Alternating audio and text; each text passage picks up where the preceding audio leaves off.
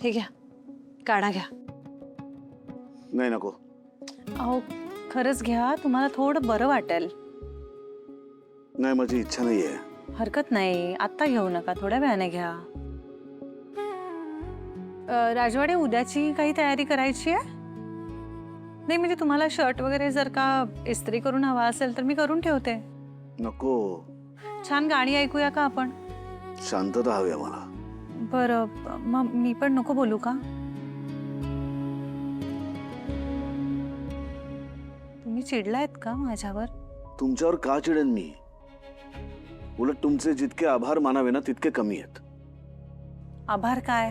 तुम्ही नेहमी असं करता, आउट ऑफ द वे जाऊन सत्याचा शोध घेता. आणि जवळपास सगळ्या वेळेस मी तुम्हाला त्यावरूनच बोलतो, तुमचं ऐकूनच घेत नाही, डिसमिस करतो तुम्हाला. त्यामुळे मी तुमच्यावर नाही, मी स्वतःवर चिडलोय.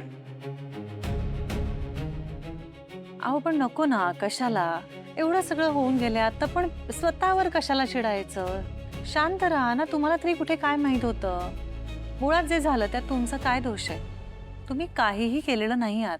बऱ्याचदा काहीही न करणाऱ्यांचाही खूप मोठा दोष असतो. खरं तर याआधीच मी काहीतरी करायला हवं होतं, पण नाही केलं. यावेळेस दोघांचं भांडण किंवा ते जे काही रचलेलं भांडण होतं ते सुद्धा मी लाईटली घेतलं. कारण मला असं वाटलं की नवरा बायको ज्याप्रमाणे भांडण होतं त्याप्रमाणे भांडण झालं असेल तर मिटेल. पण अर्पिता इतकं मोठं कारस्थान करेल असं मला कधी स्वप्नातही वाटलं नव्हतं. आणि काय मिळालं काय तिला हे सगळं करून? ती खरंच माझी बहीण आहे का? नका इतका विचार करू. मी तुम्हाला म्हटलं ना, दोष माझाच आहे. मीच संस्कार करण्यात कमी पडलो. मला सांगा, आपण जेव्हा एखादं छोटंसं छान रोपटं लावतो तेव्हा आपण त्याला जगवण्यासाठीच ते लावतो ना. त्याला वेळेवर पाणी घालतो, त्याला सूर्यप्रकाश मिळण्याची काळजी घेतो, त्याला वेळोवेळी खत घालतो आणि त्याच्याशी खूप प्रेमाने वागतो. पण ह्या सगळ्यानंतरही कधीतरी एखादं रोपटं नाही नीट वाढत. मग ह्यात तर आपली कशी काय चूक असू शकते? संस्कार करणं आपल्या हातात आहे, पण आत्मसात करण्यासाठीची पण एक कला लागते आणि ती प्रत्येकाला अवगत नसते.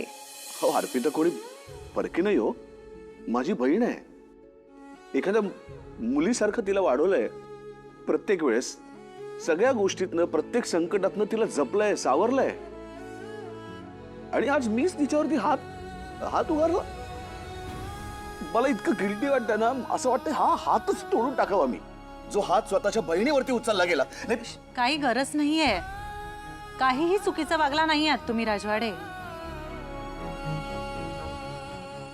मुळात अर्पिताताई जे काही वागल्यात ना, त्यानंतर तुमची प्रतिक्रिया ही योग्यच होती. याचा आता तुम्ही स्वतःवर प्लीज राग नका काढू. हा, तुम्ही माझे आहात, त्यामुळे तुम्ही स्वतःशी वाईट वागलात ते माझ्याशी वाईट वागल्यासारखं होईल.